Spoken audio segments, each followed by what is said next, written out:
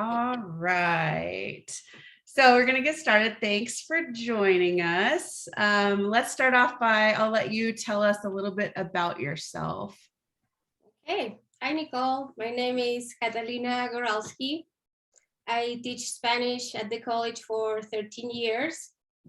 I also already taught in the past at UNR, and I did my master's degree at UNR, which I'm very thankful because I'm from Chile, and being a student in Chile is very different from being a student in the United States. And yeah, I teach all levels of Spanish at LTCC. I also part of the equity committee and curriculum committee and the equal employment opportunity committee. And I really like what I do at LTCC. All right, great, thanks. So you mentioned that you went to UNR. Can you kind of walk us through what your educational path was like, and what jobs did you have along the way? How did you get to where you're at now? Okay, so my career path is not linear and going up as people expect to be. My career path started in Chile. I'm from Santiago, and I first did what they call here an associate's degree in liberal arts, but in Chile it's a little bit longer. So I have what it's called there a bachelor's in social science, and then I had a BA in political science, and that was my degree in Chile. And after I graduated from university in Chile, I did my internship with a company that worked with Asia Pacific countries, which is basically all the countries that have a connection with the Asia Pacific Ocean. And from there, I started working with the Foreign Affairs Ministry in Chile with this association of countries, and I work in a big summit in Chile with the 21 economies for the Asia Pacific. And that was very interesting because I met really important and interesting people. I have the opportunity to meet Vladimir Putin, President Bush, Laura Bush, and a lot of really interesting people to be so young and just like being graduate. And from there, I worked a few years in the Foreign Affairs Ministry. Then I worked a couple of years in the Ministry of Culture in Chile. And then I decided to go and work in the outdoors world. And I quit that job and I moved to San Pedro de Atacama in Chile, which is the driest desert in the world. And I decided to be an outdoors guide. And I lived there for around a year. And I learned a lot of really interesting things. Oh, and I was able to navigate all these jobs because of my degree, of course, but also I learned English at school. So one advice for the student is like learn a second language because it opens a lot of doors and a lot of fun working. So in that job, I learned I hike volcanoes of 5,000 meters above the sea level. I learned to ride horses in sand dunes. I learned to do like rock climbing, a lot of like outdoors fun stuff. And they pay for it. So that was very cool. And then I met my husband, Ryan, doing this job. And that's how I moved to Tahoe because of my husband. Ryan is a local here. And we dated for around 2 years, long distance, and he proposed me. And then I quit my job in Chile. Oh, and in Chile also, after that outdoors job, I moved again to like the political science side of things. And I work in the Asia Pacific Chamber of Commerce for like around 2 years. Meanwhile, I was dating Ryan long distance. And over there also was super fun because I organized at least 12 business seminars per year with different companies, inviting different people from China, Taiwan, Japan, and different countries. So then Ryan said, hey, you want to come to Lake Tahoe? And I said, okay. So I came and he proposed me, we got married. And when I moved here, I moved with a work visa. And my first job was as a cashier at Heavenly.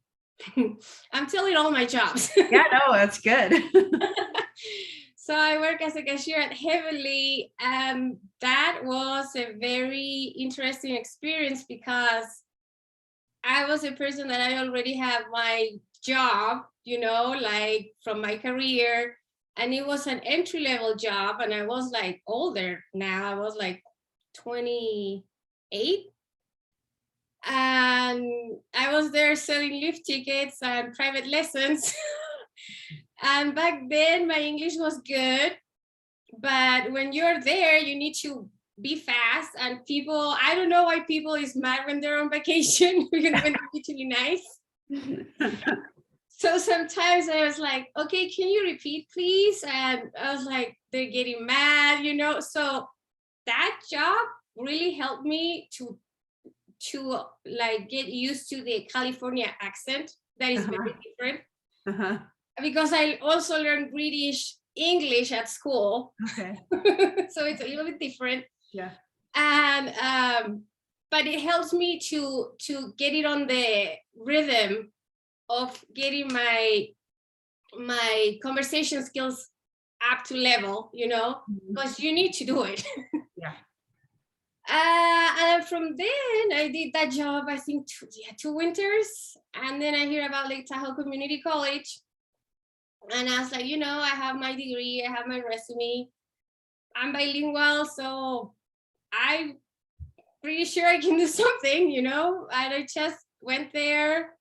I walked into HR, Danny Macelones was there. And he's like, oh, hi, you know, and I gave him my resume, and he's like, okay, well, we will give you a call if we hear something, or we will let you know. And from there, Sue O'Connor and Maxine Alpert called me. And my first job at the college was a conversation leader at the Intensive Spanish Summer Institute. And I love the environment of the institute because it's very vibrant. It's like a full week of immersion in Spanish. I also prepare like presentations about Chile and gauchos and huasos. Like I also talk about the food. And I start like that. And then I move forward as I started doing clerical support for EC. And then I moved to being a bilingual office assistant at Student Services with the counseling office. Back in the day when it's only one person in the front counter, I have a line of students outside the college. So, and that was my first full-time job at the college. And I learned a lot in that job because it was fun, because I learned a lot how the college worked, about FAFSA, and also about credit evals and all the fun stuff the counselors do. And then I started subbing for the world language department. So when I start subbing, I start discovering that I really have a passion for teaching. I always teach in different things, but I never really official teach in a classroom. I was a TA in the university in Chile, but it wasn't my class. I taught water ski in Chile and then in Tahoe. And then I teach a lot of things in my outdoors guide job too. You teach people to enjoy the outdoors, right? Yeah. But I never was in a classroom with my class and my students. So when I start subbing, I really start discovering this new path and passion. And then I decided to go to do my master's degree at UNR, and the same as the college. I send emails, I apply, I have a meeting with the chair, and they accept me. They're like, yeah, you have enough credits from Chile. They evaluate them at the university. And I started the master's. I was terrified because UNR is huge. It's a big campus. It's different from the college. And I feel like in a movie. Like I was walking with my backpack when I was like 33 years old, with a toddler. I quit my full-time job at the college at that point, and I just jumped down the cliff.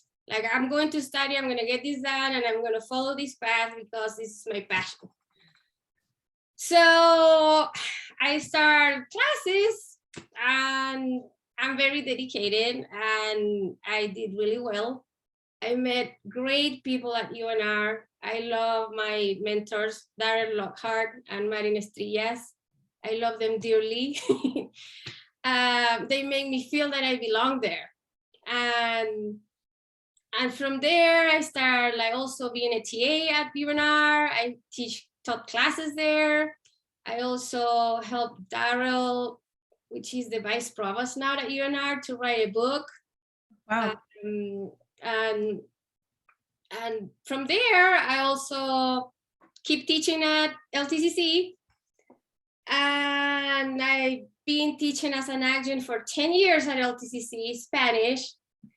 And then after 10 years and the opening for the Spanish faculty job came up, and I applied for the job. I did the process as like everybody does, that they don't work inside the college. You need to apply, you need to do the interview, you need to do everything. Mm-hmm. And I got the job. And now I'm being there almost 4 years. In the fall will be 4 years as a full-time faculty for Spanish. And I'm very proud because we developed the Spanish-speaking path for LTCC students. So now we have a heritage speaker path with high-level classes of Spanish. And that's my career path. You've done a lot. That's super interesting. So you've been full-time at LTCC for 4 years. Can you tell us what your typical day looks like? Is there a typical day? So a typical day is I drop my kids at school. I have a 5 and a 10-year-old. Then I arrive at the college around 8:30 or 9. It depends if I have face-to-face classes or online classes or both. After COVID, my routine changed a lot because, of course, we went back home, worked online and all that stuff. Now we're going back to normal. So I arrive, let's say 9, I open my emails, I see what I need to answer right away. And then I log in my online classes. I answer the messages from my students. I usually, if they have questions about grammar or something related to the class that they need help, I do a video. I also, after that, I grade. I like to grade right away because I think they're responsible to do it like Monday, Tuesday. They expect feedback fast because they're the first one doing it, right? Yeah. So I give them feedback. Then I like to do a lot of professional development webinars. Not every day, but I do webinars online.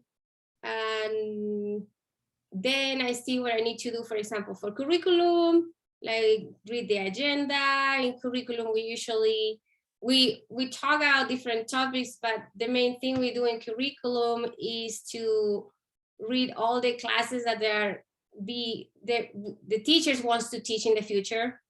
We read them, I read them, then you need to bring your questions as the teacher that will teach that class, and then that class goes to the chancellor's office. And then if they're approved, they can teach it at the college. Then I see if I have something for equity. Usually, sometimes you have meetings, and the same for EO. But my days are very different depending on what I need to do and what projects are coming in. So yeah. And for example, now I'm going to have a new class in the fall about cinema and culture, Hispanic cinema and culture. So I've been researching for that class. So I've been reading a lot about history, social movements, and watching new movies, and which ones are free. So Okay. students don't need to pay for them. So you'll develop all the curriculum for the class, all the lessons and everything. Okay, cool. Exactly. Yeah. So yeah, and also we develop everything in an online class. Yeah. So sometimes the students don't know that now for being a teacher, you are like basically an instructional designer. Yeah. A technology savvy person. Also, you need to learn how to engage with your students online. And prepare all the modules. We prepare them, all the pages, all the videos, all the content, and all the quizzes and tests. Yeah. We prepare them to be in Canvas, for example. So all the things that they see in the class face-to-face, we need to transfer them to online. Okay. Okay. What is it challenging to teach a foreign language online? What do you feel like are the pros and cons of being online? I like to teach online because I think it gives flexibility for the students, for example, that work. Yeah. My husband is studying now, and online or hybrid is really beneficial for him, for example. So I'm seeing also the other side because I have a student at home now. Right. And I think it gives them flexibility. Teaching a language for me, I think if you are an effective teacher online, you can teach a language. So for example, in the department, we emphasize a lot of doing assignments where the students talk to us and we give them feedback back on video. I use an app that is called Marco Polo where they talk to me. Also, there's a lot of videos in my class, how to pronounce, culture, like I teach them in Spanish countries, we touch each other, we kiss each other when we read each other. So I try to trespass the language and the culture to the online environment. Okay. Yeah. Good. Do you have a favorite part of your job, or is there something that you're excited about right now? I'm excited to go back to teach face-to-face. Yes. I'm excited that we're seeing more students on campus. Yep. And that you start seeing them around and you can talk to them. What I like most about my job is to inspire people to learn, because I think learning and education is the only thing that you will never lose in life. It always stays with you, and that's my favorite part of my job, to teach them to learn too. Yeah. And how you can be a better human being because you're learning. That's the favorite part of my job. And what about challenges? What's the most challenging part? Challenges. I think like a lot of people right now, we feel challenged because of the world we're living, mostly. Like manage the unknown. Yeah. Right? Like the unknown of, for example, my kids at school. I really hope they stay at school because it was so good to see them with their friends again. Yes. You know, like the social part. Yeah. For me, it's hard to manage the unknown. Maybe like what happened if they lock us down again, you know? Like I mean, the good thing is we did it once. So we know what to do. Right. But I think the challenging part is to know the unknowns of what this period that we're living. like not knowing, you know, certain things, but also in the back of your head, like now you know that what you know, it might not be there, you know? Yes. And challenges, I think when you have like a lot of projects at the same time, because for example, sometimes faculty also sit in hiring committees. So sometimes when you are in an important hiring committee, you have maybe like 110 applications to read, and also you need to do your teaching load, and also your committee load, and also your personal life, right? Right. You need to get them read by a certain deadline. So sometimes that is challenging, but it's like how you balance multitasking when your job gets demanding, and how you prioritize the things, you know? I mean, I think it's not challenging about just my job. I think in any job you will need to Life. prioritize and see what you do first, right? Right. Right. Good. If you were able to go back and do everything again, would you take the same pathway or would you make some changes? I think I will take the same pathway. I would add one thing. When I was in Chile doing my poli-sci degree, I have the opportunity to do like a dual degree in journalism and poli-sci, and I just decided to do the poli-sci. I will do the journalism too, if I can go back, because I feel that I miss like the audiovisual part of the communications career path. Okay.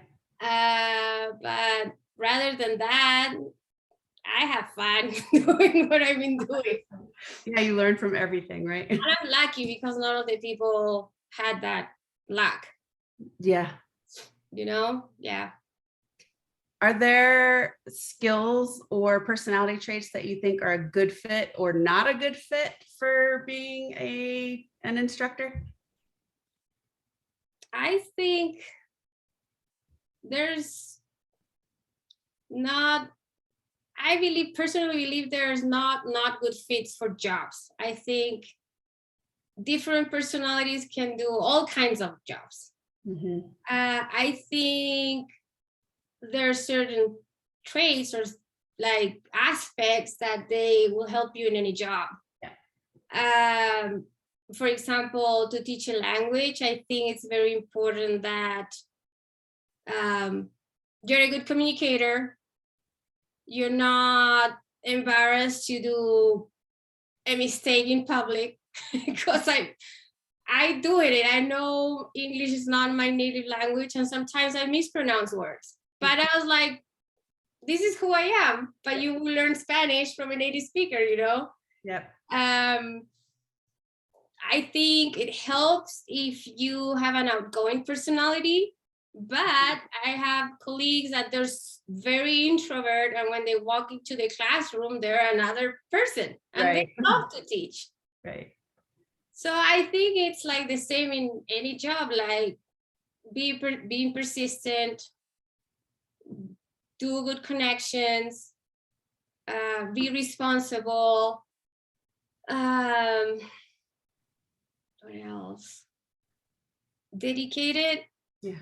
Research what you're doing, because when you research your profession, because it's one thing is to get your degree, but when you get your degree, after that you need to keep researching. Yeah. Because you keep discovering things that they're interesting for you and also for your students. Mm-hmm, mm-hmm. And things change. Yeah, so I think like being a long life learner, that's the way to say it, like keep learning, is something that it will help you in any job. Yeah, no, that's great advice. Do you have other advice that you would give to somebody who wants to be a college instructor or wants to follow a similar path? Yeah. So learn a second language if you can. Yeah. At early age or as soon as you can, because it will help you because once you learn a second language, then learn more languages gets easier. If you want to teach one more than one, I will say when you need a master's degree to teach at higher ed second language. So you need a master's degree. I will say in graduate school, get to know your professors because they will help you. They will help you to make connections. They will help you to understand the material better. Don't be shy to go to the office hours because they like to see you. They want to see you. And I think because I did that, I discovered all these great people at UNR. They want to see you get involved with the student body and doing things around LTCC, for example, or the university you're going, because that's a great way also to get connections, and those connections then might help you to get a job. Because that's the way it works. Like we are social human beings, and you might have a great resume, great grades and everything, but at some point you're going to need to sell yourself in an interview or to get a job or something like that, and those things are the ones that they will get you where you want to go. Exactly. That's also really good advice. Is there anything that you wish you would have known when you were starting out, just about how careers work and how, I don't know, everything, you're young, if you could give your 18-year-old self some advice, what would it be? That's a hard question. I will say, don't be shy. Don't be shy. Go and shine and be brave. Perfect. Yeah. All right. Anything else you want to add to end the interview? No, I just would say come and learn Spanish. We have great classes. We're waiting for you. My name is Catalina. The other teacher is Sarah Pierce, and we would love to have you in face-to-face classes. We're waiting for you. All right. Thanks so much for spending some time with us today. You're welcome.